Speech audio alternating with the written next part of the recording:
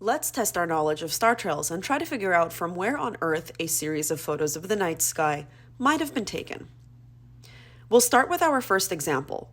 This image shows a handful of circumpolar stars circling the north celestial pole, which appears here just right of center, a decent distance above the horizon, but not so much overhead. So, based on the previous information, which you can access through the video linked here, where on Earth, literally, not figuratively, may the photographer of this photo have been? Was the photographer somewhere in the northern hemisphere at high latitudes? Somewhere in the northern hemisphere at low latitudes? At the equator?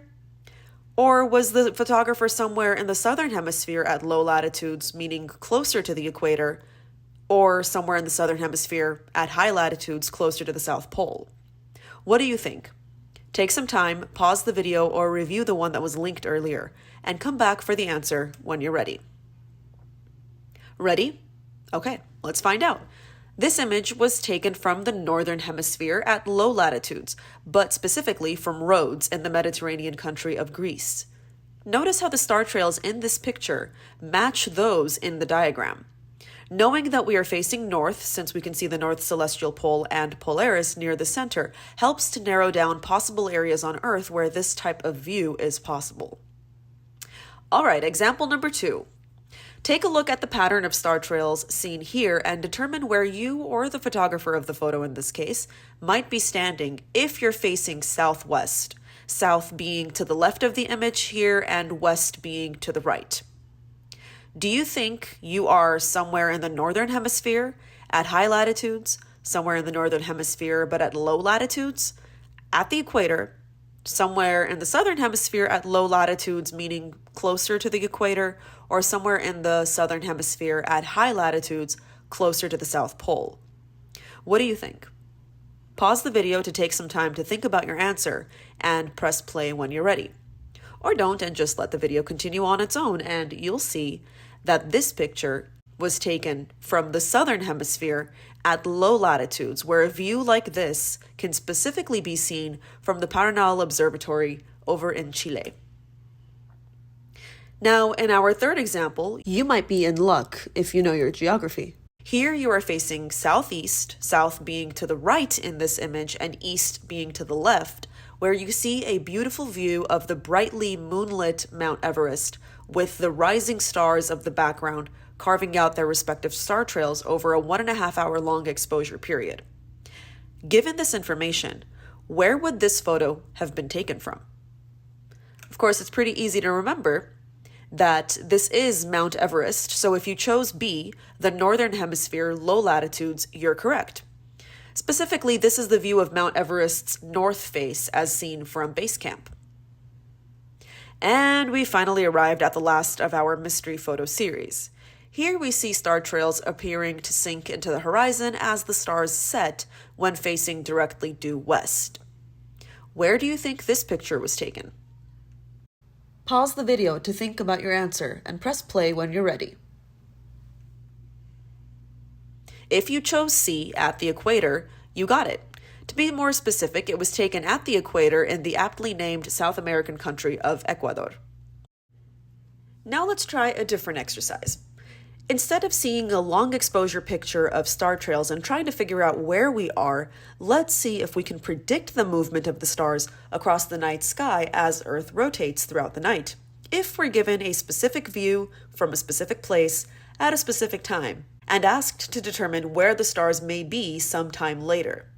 Here we can see the night sky from Long Beach, California at just after 8 p.m. when facing directly due north. Polaris and the North Celestial Pole can be seen near the center of the image, and along with it, a few prominent stars have appeared above the horizon at dusk. As the night progresses and Earth rotates, where would this star be positioned in 6 hours? Assigning arbitrary points A, B, C, and D to help us create quadrants in this image, will the star be found between points A and B, between points B and C, between C and D, between D and A, or will it not be visible at all and be found in none of the above options? Think about the direction of rotation of the sky in the northern hemisphere and refer back to the star trail diagrams if you need to. Take some time, pause the video, and press play when you're ready to know the answer.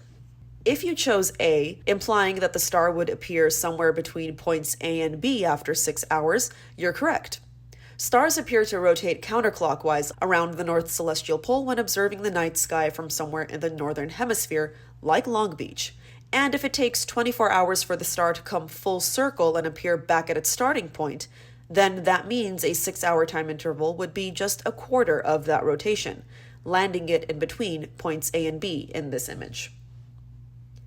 What if we now try a bird's eye point of view of a similar situation, where instead of being an observer on Earth looking up at the sky, you're now looking down at the Earth and the celestial sphere surrounding it?